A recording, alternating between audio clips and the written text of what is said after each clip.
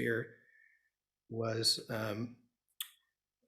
hired me to do it, and then Martin came on board shortly thereafter, and it's been 20 plus years of a really fulfilling and wonderful collaboration, meeting all kinds of great people. It really furthered our work in biostatistics. It's motivated many problems, both methodologically and theoretically, and I think it's been one of the real privileges of my career. And so I'm eternally grateful for that, and met a lot of good people, and have gotten several friends, and I hope to stay in touch with Martin and continue working for the foreseeable future. So, and with that, I will introduce the first speaker, Rachel Mora-Frost, professor in Berkeley Public Health and Department of Environmental Science, Policy and Management.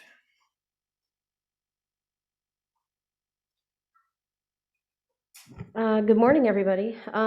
So I had the privilege to be invited to participate in the Superfund, Berkeley Superfund program in this last iteration when the center added a community engagement core. So I'm going to talk about what we've been doing and what we plan to do now with this exciting renewal.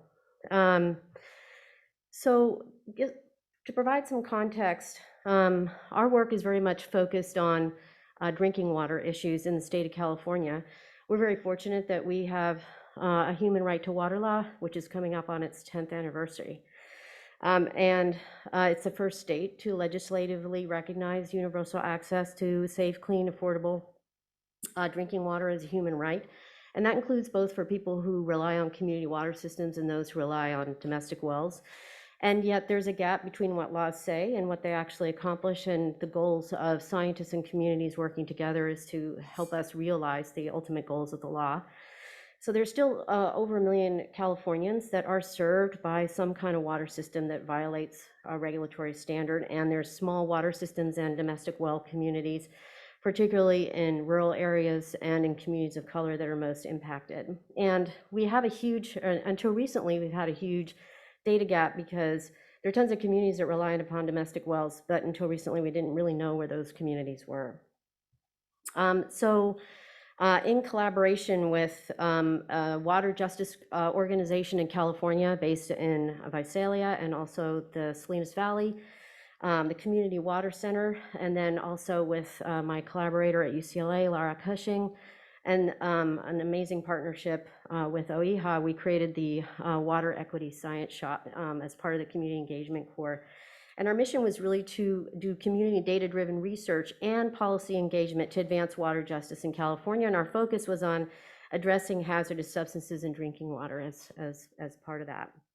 And it takes a village in terms of the team that has worked and accomplished all the things that I'm going to talk to you about right now, but I want to call out in particular my amazing postdoc, Claire Pace. I don't know if she's on Zoom today, but she has led a lot of the work that I'm about to show you today. Okay, so the goals of our project were to first identify domestic well communities. This was a priority for the Community Water Center, our EJ partner, and try and estimate what some of the groundwater quality issues might be for those domestic well communities.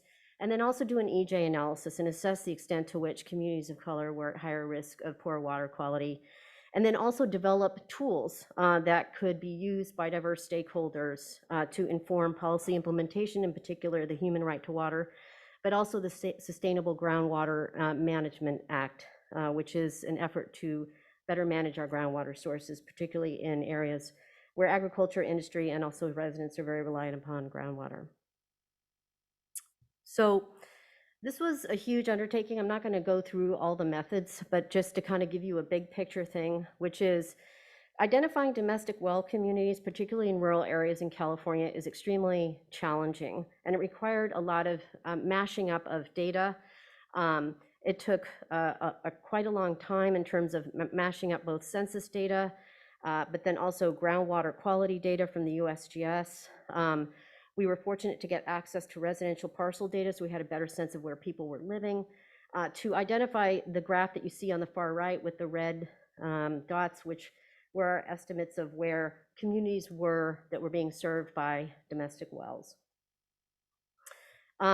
And the whole point of this exercise was to avoid this problem that you see here, which is you have a huge block group in a rural area where there are 102 people living. And generally, the assumption is that we assume that they're evenly distributed in that block group. But as you can see by that yellow arrow pointing to where people actually live, that's not really true. So could we improve our spatial methods to really hone in on where people were and where we want to focus our efforts in terms of groundwater challenges facing rural communities? So again, integrating an approach that we call dasymetric mapping to also estimate community demographics. We had the fortunate occurrence during this 5 years that Microsoft released some amazing data on building footprints, so we could figure out also buildings and farms where people lived, these kinds of things. So we were really able to up our game, if you will, in terms of spatial assessments of where domestic well communities were and our assessments of the demographics of those communities. And so this facilitated an analysis that Claire led, where we looked at drinking water concentrations both among domestic well communities, small water systems or community water systems, and all the way to large community water systems. And looking at what are some of the average concentrations, where do we see variability, and then at the bottom here, what proportion of the population served by these different drinking water systems have at least one exceedance of the maximum contaminant levels. And so you can see in domestic well areas, we estimated that about 12% of the population that are reliant upon domestic wells likely have drinking water concentrations exceeding the MCL with at least one contaminant. And we also found that communities of color face higher risks of chemical contaminants in terms of exceeding at least half of the MCL, particularly for Latino communities, but also other communities of color. And so on the left side, you see the results for communities that rely upon domestic wells. And on the right side, you can see the demographics for communities that rely upon community water systems. And again, it varies by contaminant. Arsenic is something that is not necessarily anthropocentric in the areas that we were studying. Nitrates and chrome-6 are. The other thing, so we published that paper in the American Journal of Public Health. It was the first EJ assessment that included domestic well communities as well as community water systems. And then led by our EJ partner, the Community Water Center, we collaborated in the co-development of an online tool called the Drinking Water Tool. And this is to enable diverse stakeholders and communities themselves to go online and look at where their water comes from and whether there are drinking water quality and accessibility challenges. So this is a screenshot, for example, if you live in LA, you can look up your community water system. There are very few domestic well communities in this area. And you can tag, look at a particular contaminant, so 123 TCP, for example, and you can look at the community water systems that have exceedances of the MCL in your area. And then this is for Fresno, a much more rural area. And so the green screenshot on your left looks at the number of people in these areas that are likely dependent upon domestic wells. And then the middle screenshot is our private domestic wells that are potentially impacted by severe drought conditions and are likely to run dry.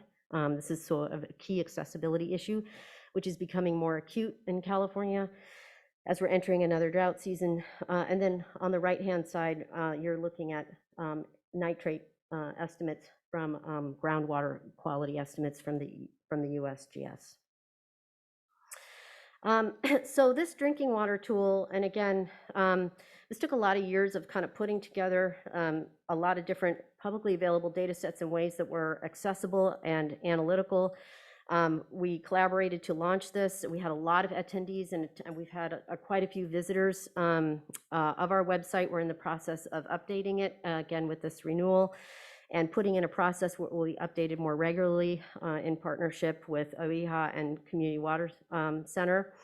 And the process of developing was just as important as the end product itself. So a lot of communication and iterative feedback along the way before we launched this, both from agency and community partners and other community groups. And we believe that this process accelerated efforts, for example, by the Water Board to now that is developing its own groundwater risk maps and other kinds of things. And the most important thing is that our community partner really kind of owned this whole process of the development of the tool. Yep. Okay, so for our renewal, we are going to add to this drinking water tool to look at groundwater threats.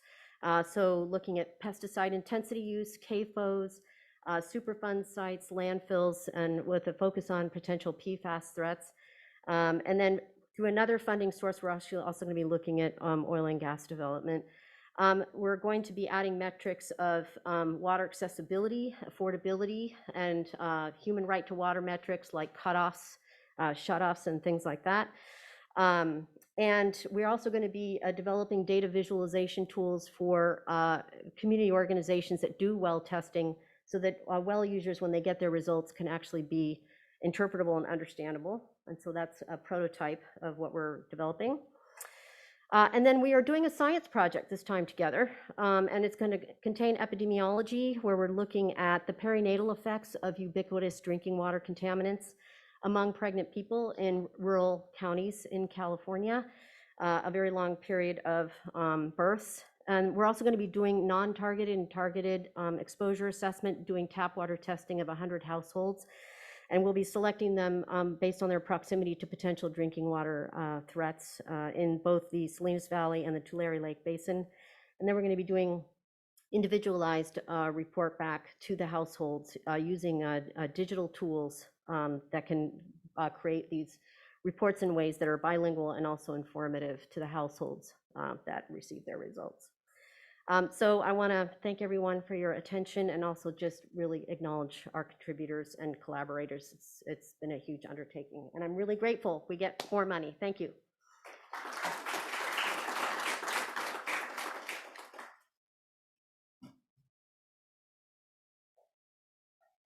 I think I can do it. It's Joe's.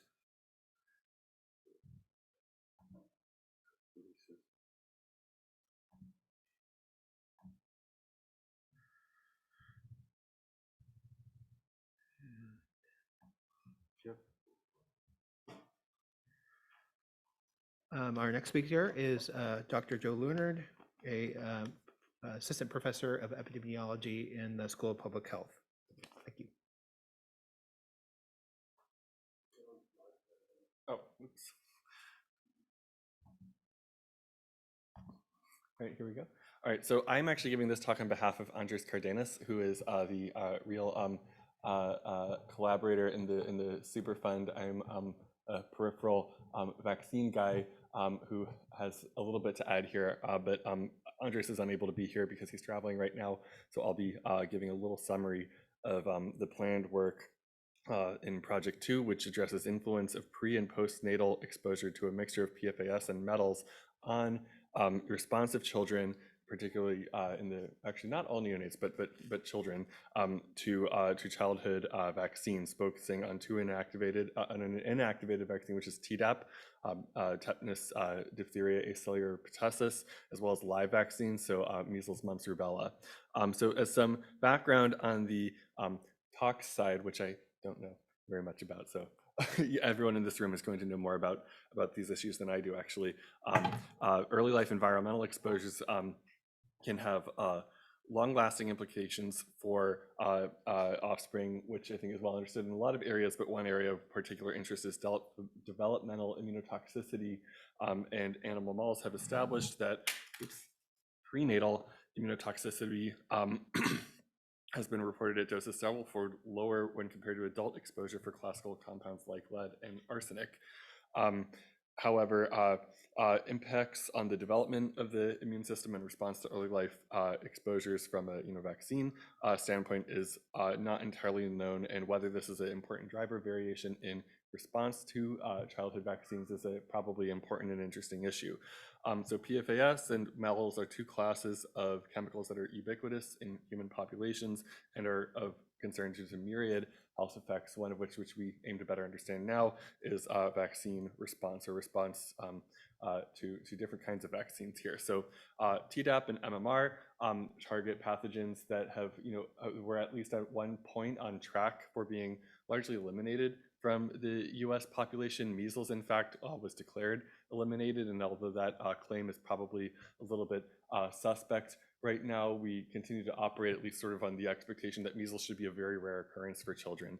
There's some other weaker links in this. Mumps is the second M in MMR, and we have a vaccine that doesn't actually do very well at protecting against mumps to begin with. So first, in addition to the kind of challenges that arise that are very familiar with measles, where a lot of kids are not getting MMR, and that's a major contributing factor in measles outbreaks.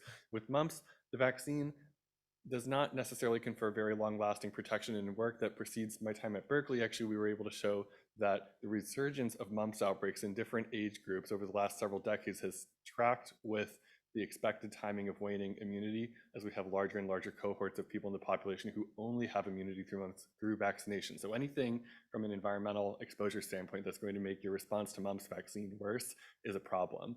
We want people to have, probably a better vaccine against mumps, but also certainly not be shooting ourselves in the foot with the response.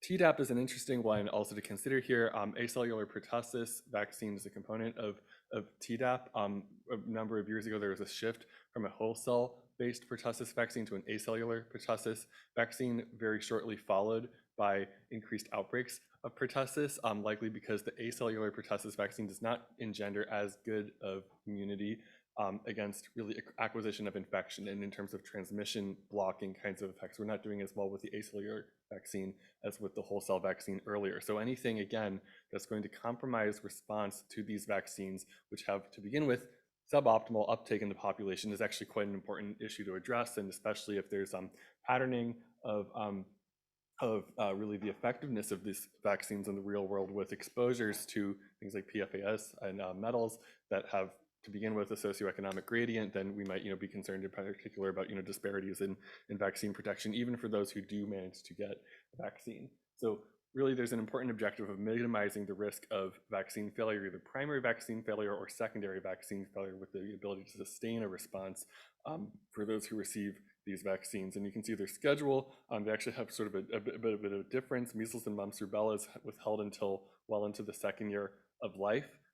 Because historically, at least when children were exposed to measles vaccine who had naturally infected mothers, they managed to fight off the vaccine, which is a live attenuated vaccine, and not have much of a seroresponse.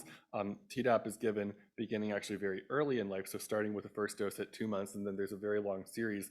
Both of these, the final dose is given at the roughly school entry age of 4 to 6 years. So this study is going to look at a prenatal prospective birth cohort recruited from before they're born, looking at PFAS and blood metal concentrations starting from the first trimester of pregnancy, and then metal levels will also be assessed postnatally, and PFAS levels at age 3 and age 7. So both sort of before they're exposed to vaccines, in utero, and then also at several points after they've received primary series, and even after they've received their final booster dose. So we're going to look at Tdap and MMR vaccine titers at age 7 following receipt of the final dose, and then also at cord blood cytokines and lymphocyte proliferation as a potential factor that would be modifying the effect of these exposures on vaccine response. Looking here, mediator leukocyte DNA methylation in cord blood and at 7 years of age. The little kind of timeline is written out here for the 3 aims of the grant. The first of which is to determine the extent to which prenatal first trimester plasma PFAS and blood metal concentrations are jointly associated as a mixture with cytokines and lymphocyte proliferation at birth, in cord blood at birth, with the expectation that cytokines and lymphocyte proliferation would be the factor that modifies vaccine response. So then next, quantify the extent to which pre and postnatal PFAS and metal mixtures are associated with anti-Tdap and anti-MMR antibody titers by mid-childhood. So after receipt of a full series of either 2 doses or 4 doses for MMR and Tdap respectively, with the expectation here that having PFAS and blood metals detected in higher levels in the first trimester would be associated with poorer response here to Tdap and MMR. And then last, third aim, we did test if DNA methylation at birth is associated with anti-Tdap and anti-MMR titers in mid-childhood, and if DNA methylation of genes partly mediates the association between exposures and vaccine-derived immunity. So here, using the measure that was mentioned above of leukocyte DNA methylation in cord blood and at 7 years of age. So there's several people involved. This is Andres leading the charge. I'm very happy to be sort of stepping into something I don't know really nearly as much about from the side other than vaccines themselves, but into exposures and modifiers of vaccine response. And then Emily Oken, our other colleague here. And it's fun to also get to interact finally with Martin after many years now of just sort of seeing and being aware of you in the school. But thanks for the opportunity to join in here.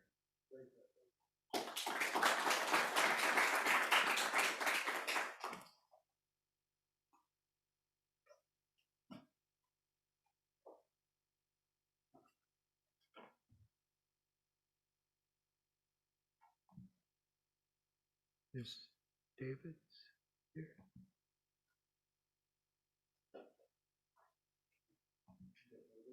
I don't see it.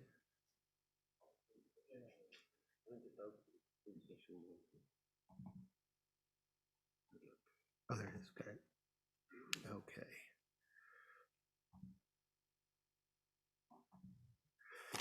All right, next we have Professor David Sadlek, Professor in Civil and Environmental Engineering and Director of the Berkeley Water Center. Thanks. Thank you, and thank you everyone for coming this morning. It's really a wonderful honor to be here to celebrate the Berkeley Superfund Center and Martin's time here. I want to start out by going back to the year 1988, and I wasn't at Berkeley at that time. I was making a decision to go back to graduate school. And my decision to go back to graduate school was informed by my experiences working in hazardous waste consulting in New Jersey, cleaning up hazardous waste sites. And when I was thinking about what I wanted to do for the rest of my career, I realized that I wanted to go and clean up hazardous waste sites and not just argue about them and talk about who was responsible. And with that, I went to graduate school to study the remediation of hazardous waste sites, or rather the breakdown of polychlorinated biphenyls, PCBs, with different oxidative treatment methods. I got to Berkeley after a roundabout postdoc and a couple other things in 1994, and quickly got distracted by the beauty and challenges of California in providing water in a dry climate. And my research turned to the direction of water quantity. And I got involved in water recycling and a variety of other issues that still drew upon my interest and skills in environmental chemistry, but distracted me from this goal that I had of working on hazardous waste sites. It wasn't until I was coming back from a sabbatical in 2003 that Martin invited me to give a presentation in front of the group that was putting together the Superfund renewal. And I took very seriously the charge of Superfund to contribute to hazardous waste sites. And I took some research that I'd been doing with my colleague in Australia, who I'd been on sabbatical with, and tried to think about how it might relate to hazardous waste remediation. And what I had been doing there was I'd been looking at the Fenton reactions, which actually had been the subject of my PhD research, a way of producing hydroxyl radical. He'd been interested in them as they related to chemical oceanography. But I remembered seeing some work that had been done here in California where folks were putting hydrogen peroxide into aquifers to exploit the Fenton reaction to make hydroxyl radical and degrade contaminants. And that was the genesis of my first Superfund project. And the two renewals between then, we continued to work on this idea of in situ remediation by chemical oxidation, or ISCO, which has since gone on to become an important tool for environmental engineers trying to remediate hazardous waste sites. And the new project is to take this ISCO to the toughest problems that we face with respect to organic contaminants and solve them, not using hydrogen peroxide as the oxidant, but using peroxydisulfate or persulfate. And so the subtitle under this talk is, if it wasn't easy, Martin wouldn't let us study it, because I think one of the things that he's done so well over the years has helped encourage us to take on the really challenging and meaningful problems and stick to the mission of Superfund. I also listed Lisa Alvarez-Cohen as a co-collaborator here because she and her team have always been very closely integrated with the work that we do. We tend to work on the biological side, and Lisa and her students tend to work on the chemical side. So here's the idea of ISCO, or in situ chemical oxidation.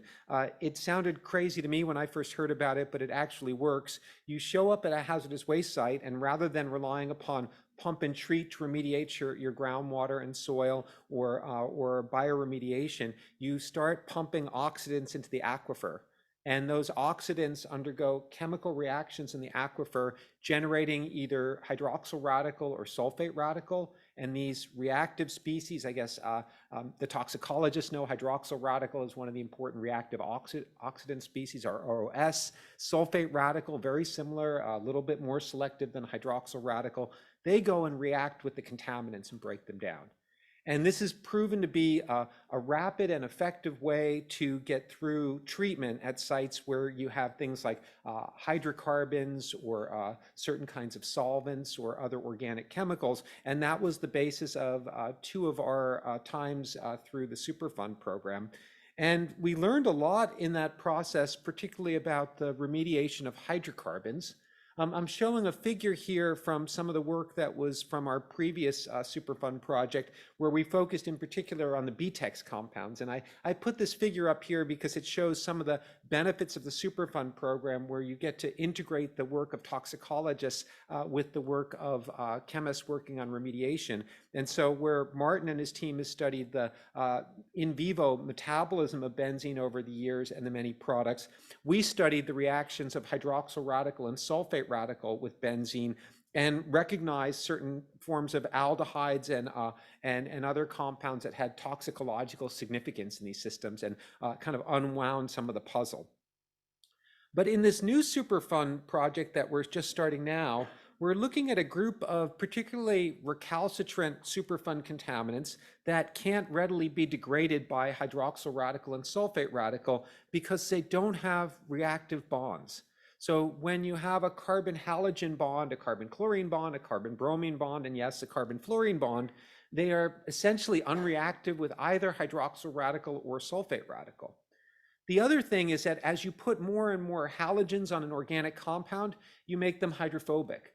And so this in situ chemical oxidation that we've been studying mainly happens in the bulk dissolved phase. And when a contaminant is absorbed or adsorbed on a soil particle, it's essentially hidden from the oxidant. And so things like hexachloroethane, hexachlorobenzene, or in this case, one of the decabromo diphenyl ethers, don't have any sites on them that will react with these oxidants. And so this wonderful technology of ISCO doesn't really work. And so our project is looking at a new idea for turning ISCO, the oxidative treatment system, into a reductive treatment system by conducting the treatment in the absence of oxygen and the presence of a simple alcohol, in this case ethanol, partly because it's readily degraded in the environment, it's relatively safe, and it generates certain kinds of radicals that actually do reductive reactions. So what you can see here in this figure is some of the preliminary data that were the basis for our proposal, where we had a control where we just tried using persulfate as the oxidant, or rather sulfate radical as the oxidant for hexachloroethane, and we didn't see any degradation. That's the black triangle. And then when we reduced the concentration of oxygen and added 10% ethanol, we rapidly saw the degradation or transformation of this compound, and we quantified the products. But the explanation behind it was that the sulfate radical reacted with the ethanol and made a carbon-centered radical. You can see here the first reaction, and I'm simplifying this obviously. That carbon-centered radical, which is a strong and selective reducing agent, dehalogenated the hexachloroethane to make a dechlorinated radical, and that goes on to undergo a series of different dechlorination reactions. And these reactions were in competition with oxygen. So if oxygen's present, you don't get to use the carbon-centered radical, you make a peroxy radical, which then decomposes to hydroperoxyl, and the reaction shuts off. So we've been starting to play around with this and find that it works pretty well in terms of degrading these compounds that otherwise are very hard to degrade by a simple chemical reaction mechanism, or ISCO. And so we have a variety of research questions here. The first one is these reducing radicals, which are going to have a longer lifetime in the bulk phase than hydroxyl radical or sulfate radical. We're wondering if they can diffuse to the surface and dehalogenate adsorbed compounds, because many of the compounds like hexachlorobenzene or decabromodiphenyl ether are obviously not going to be in the dissolve phase. The other thing, which is a really interesting observation that we want to follow up on, is that normally when you use persulfate to remediate a system with ISCO, you have to heat the aquifer in order to get the persulfate to decompose into sulfate radicals. So we frequently either combine this with an exothermic reaction of hydrogen peroxide with the aquifer materials, or actually steam-enhanced heating of the aquifer. We find that some of these reactions actually occur at room temperature because of a chain reaction initiated in the presence of alcohol and the absence of oxygen, and we want to seek to exploit that in the future. We are already starting to see some of the transformation products. They're different than the typical biotransformation products and the typical chemical oxidation products. So we'd like to assess their fate. They're probably going to be more polar and so more mobile in the environment. And finally, we want to think about the toxicological properties of those anaerobic reaction byproducts, because they might have different types of reactivity acting as, say, nucleophiles or something of the like. Finally, I wanted to end with a big thank you to Martin, not just from me. I think I already thanked him and told him, but I'll tell you again, I'm very appreciative for getting me back to the whole reason that I went to grad school in the first place. I wouldn't have a research program looking at hazardous waste remediation if not for Martin and the Superfund program, because it's pretty hard to find money for studying fundamental aspects of hazardous waste site remediation unless you're going to jump towards whatever contaminant du jour is showing up. And this has allowed us to do good fundamental research. But I also wanted to put the faces of some of the people in my group whose careers were launched in the Superfund program. Christy Remukal, now an associate professor at University of Wisconsin, Chang-Ha Lee at Seoul National University, Hein Pham at Waterloo in Canada, Haizhou Liu at University of California, Riverside, Karsten Prasa at Johns Hopkins, and Jean Van Buren setting up the PFAS lab at the EPA in Cincinnati. So all of these people's careers would not have been possible without the Superfund program and without Martin's leadership. And for that, I'm very grateful. Thank you.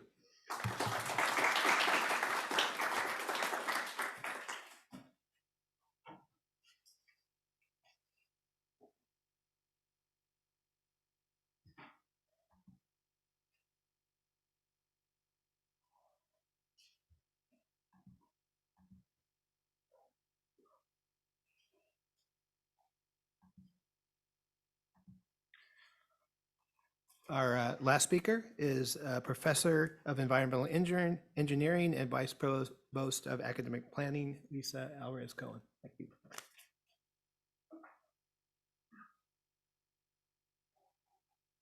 Thank you.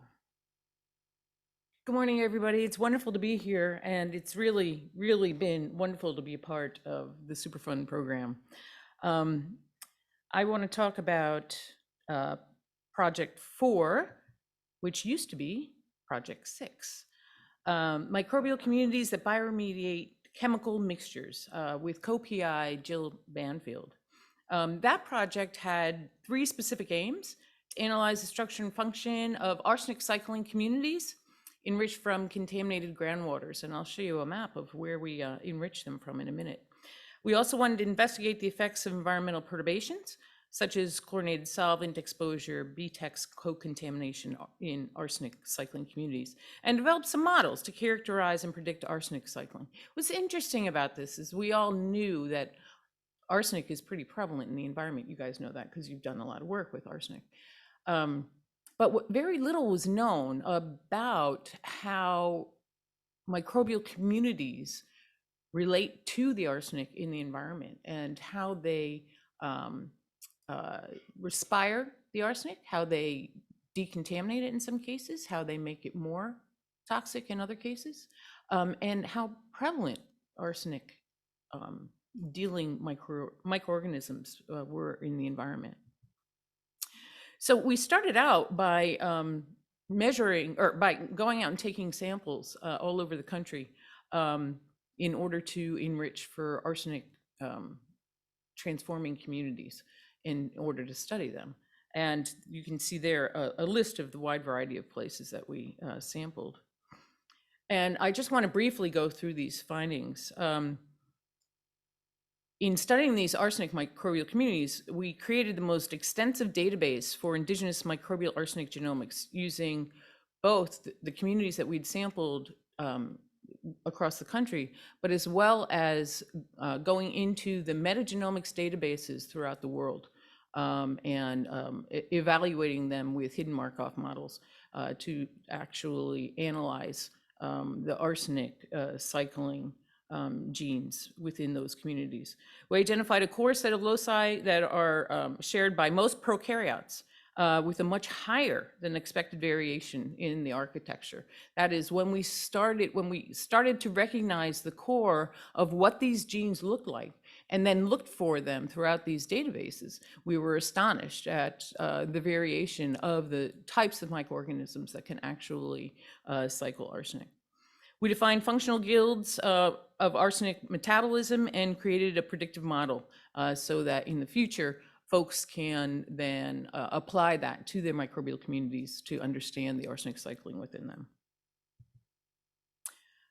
We also analyzed arsenic TCE co-contamination effects. So for example, we were working with TCE dechlorinators and understanding their fundamental metabolism, which is shown there on the side.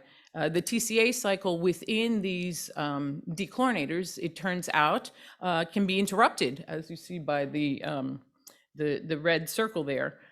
Their uptake of acetate, which is the only compound that they can use for their carbon source, is interrupted by the presence of different types of arsenic. And it turns out, we're showing here how they deal with the arsenic when they are exposed to it. So they can overcome that, and they can overcome it better when they're in a microbial community. But we elucidated the pathway for that. So that was the past. Let's talk a little bit about the future. Where are we going with this project in the future? Project number 4, it's been renumbered. In situ destruction of halogenated Superfund contaminants with biological radical reactions. So this ties into what David was talking about.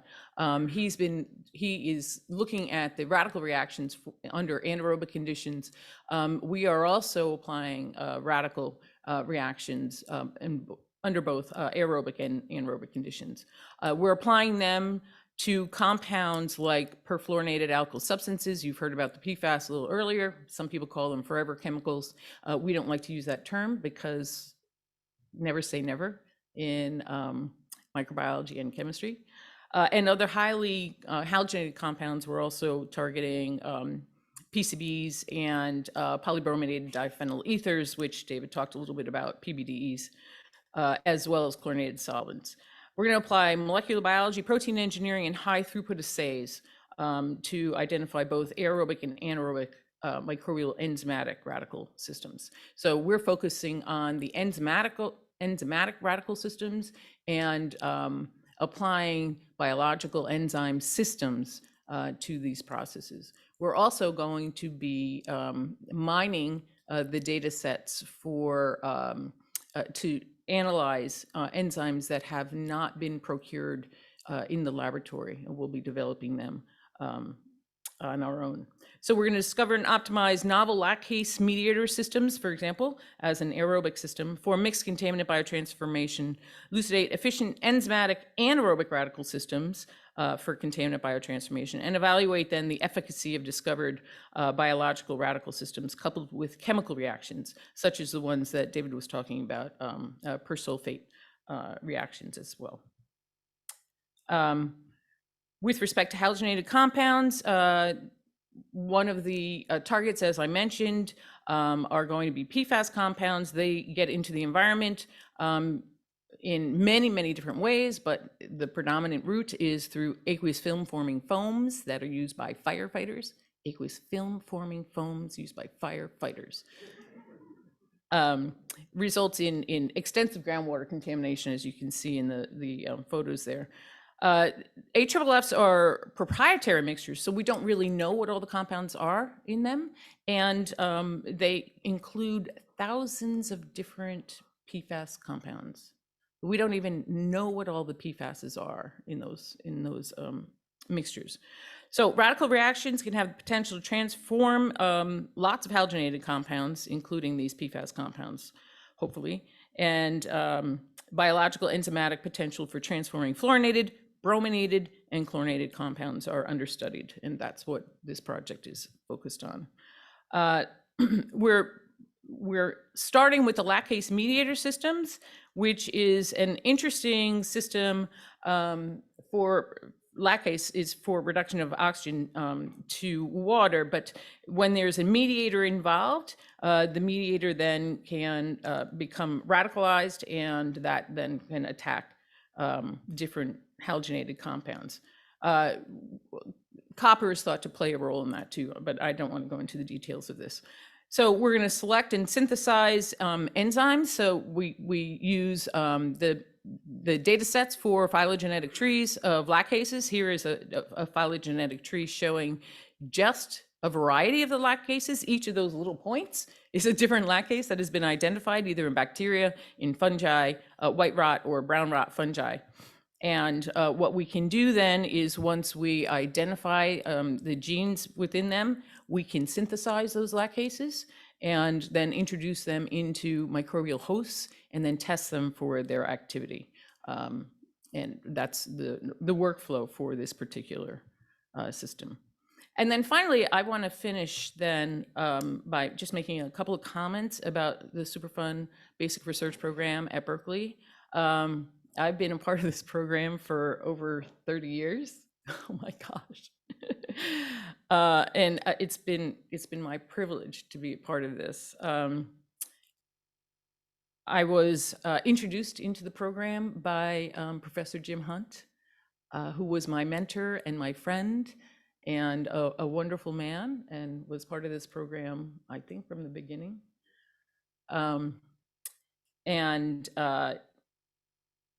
He introduced me to the program in '94.